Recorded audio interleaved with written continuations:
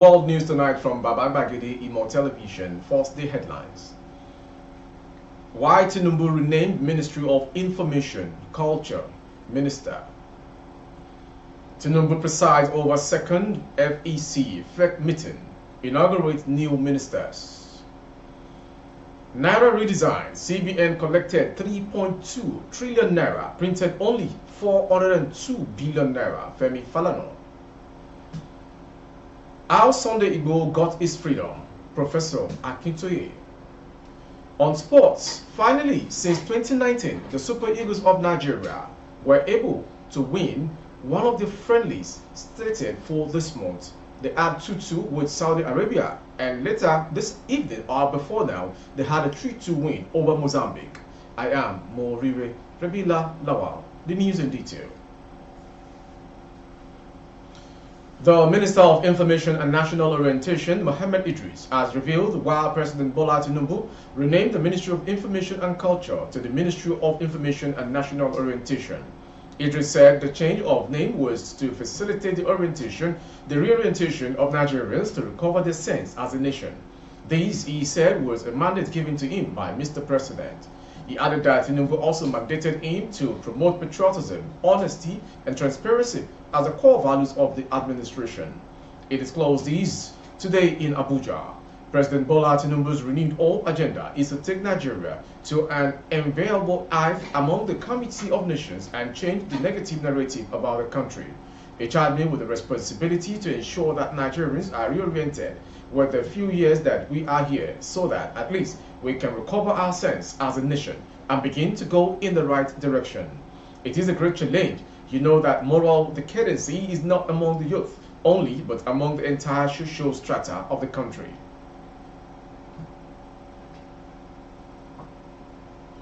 President Bola Tinubu recently led his second Federal Executive Council meeting and administered the oath of office to 3 newly appointed ministers. The swearing-in ceremony took place at the council chamber in the Presidential Villa, Abuja, preceding the commencement of a second FEC meeting in Tinubu's administration. The newly sworn-in ministers, Jamila Ibrahim, Kwara State, Balarabe Lawal, Kaduna State, and Ayodele Olawande, Ondo State, have officially joined the ranks of 45 other ministers approved by the Red Chambers back in August, following their screening on October 4th.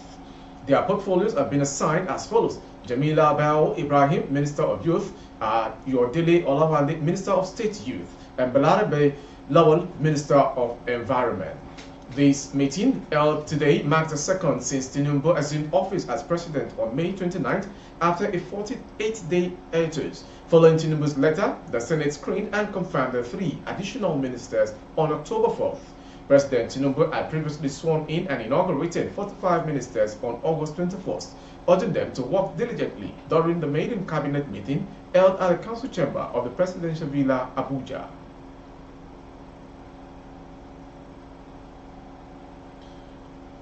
A senior advocate of Nigeria, Femi Falana, has disclosed that the Central Bank of Nigeria collected approximately 3.2 trillion naira from various sources, but had only printed 402 billion naira when it tried to phase out the old 200 naira note, 500 naira note, and 100 naira note with new ones. Speaking today, Falana berated former Central Bank Governor Godwin Emefiele for the currency redesign earlier in the year, which led to a scarcity of the naira currency at that time. In response to this distressing event that followed the Naira redesign policy, Falana said he took legal action by invoking the Freedom of Information Act, submitting a request to the central bank to disclose the exact amount of money that had been printed. I had to write to the central bank under the Freedom of Information Act to know how much was printed. To my utter dismay, the central bank collected about 3.2 trillion naira from customers, and others, the bank only printed 402 billion naira, he said. The human rights lawyer emphasized the urgency of utilizing the law to combat corruption and gather essential information to protect the interests of the people. We must take advantage of the law, use the law to enforce corruption, and get information to defend our people, he said.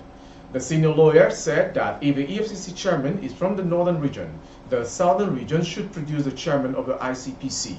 If you are going to have the EFCC and the ICPC, the heads cannot come from the same zone, he concluded.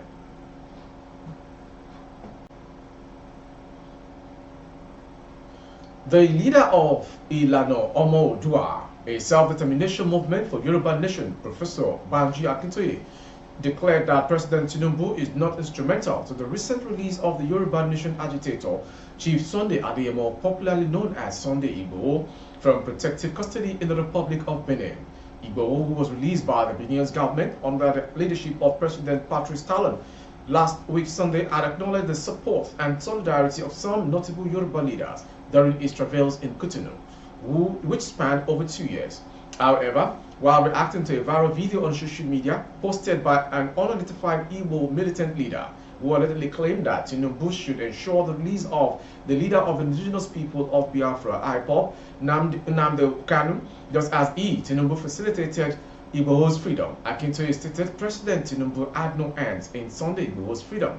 In a statement forwarded to Sunday, I beg your pardon. In a statement forwarded, the leader of Ilana Omodua contended that this is imperative in order to correct the wrong impression in some quarters that President Tinubu facilitated the freedom of Chief Sunday Adeyemo in Cotonou. The statement was signed by the spokesperson for Akintoye, Mr. Gani Alagbala. According to the statement, this is in response to the viral video of an Igbo militant leader proclaiming that Nigeria President Tinubu should release Mazi Nnamdi Kanu just as he, the president, has released Sunday Igboho. Although we would not fault our Igbo brothers, nor criticize them for seeking the freedom for the IPOP leader Nnamdi Kanu in any way. However, we must set the record straight. The Nigerian authorities and administration under the presidency of Bola Ahmed Tinubu has got no hands in the release and total freedom of our frontliner Chief Sunday Adeyemo aka Igboho. Moving on to the next story. Operative of the River State Police Command have arrested a woman, Godslove Olakada, for pouring hot water on husband Olakada Ejire over domestic family issues. Information report that the arrest came less than 72 hours after the command paraded another woman, Favor Onwokoro, for doing similar act, Elekiri Onwokoro at Igweruta, Port Accord, over family disagreement. The public relations officer, BPRO in the state, Grace Iringekoko, in a statement issued in Port Harcourt today, said the latest incident occurred at Agbochia community in Eleme local government area of the state. SP Iringekoko stated that investigation has already been launched to get to the root of the matter. The River State Police Command operative, through credible intelligence, have arrested one Godslove Olakada, female from Agbochia Eleme, on Saturday, about the same hour for doing a justice act on her husband. The husband was rushed to Farmer Hospital at Alito Eleme for treatment. The cause was domestic family issues. An investigation has commenced to get to the root of the matter. The general public is ought to promptly report distress call to the nearest police station. Moving on to the next story.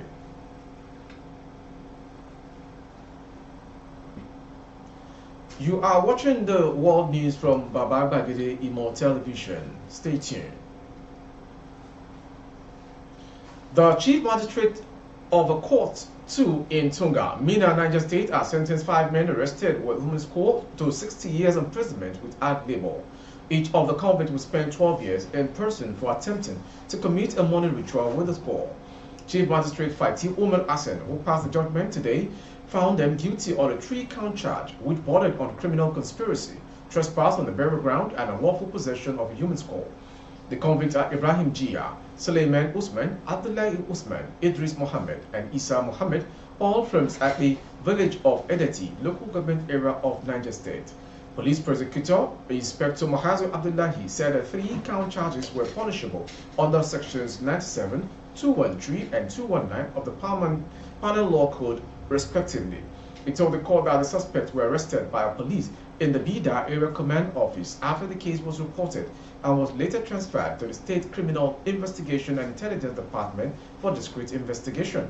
He further told the court that they were caught with a backpack bag containing a human skull, and during the investigation, they confessed to the police that they met one unknown herbalist in Mina, who directed them to produce the said item to be used for money-making ritual so they can become rich. From that story, we go to the next story. The Naira is now under pressure from the foreign scene, according to the International Monetary Fund.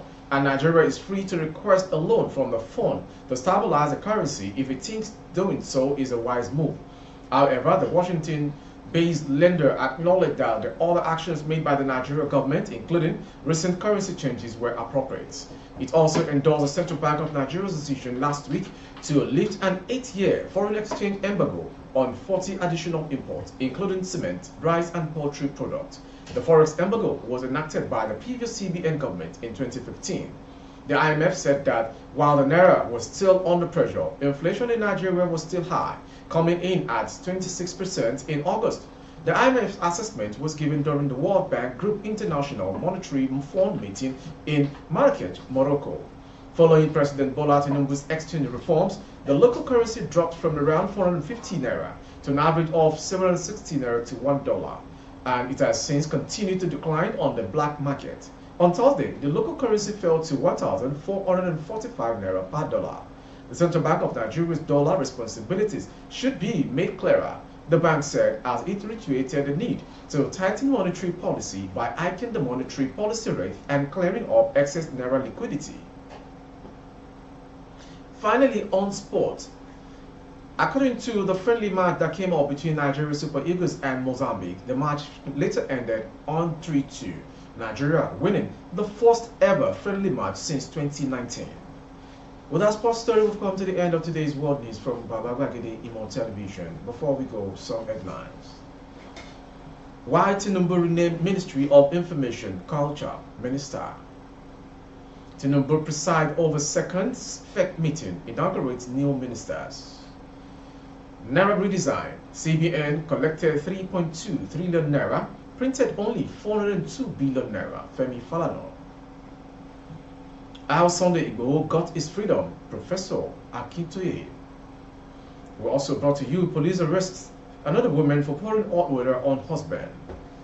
Lastly, on sport, Super Eagles of Nigeria won their ever-friendly match since 2019, 3-2 against Mozambique. For update of our broadcast on YouTube, our handle is Baba Gbagede Imo Television. Kindly subscribe and click on the notification bell. Select option all to access all of our broadcasts. On Facebook, Gbagede Imo with Alawiye Adebayo. Please like and follow the page. For advert placement of goods and services, coverage of events and function, please dial the phone number streaming on the screen. God bless Nigeria. Good evening. I am Mo Rabila Lawal.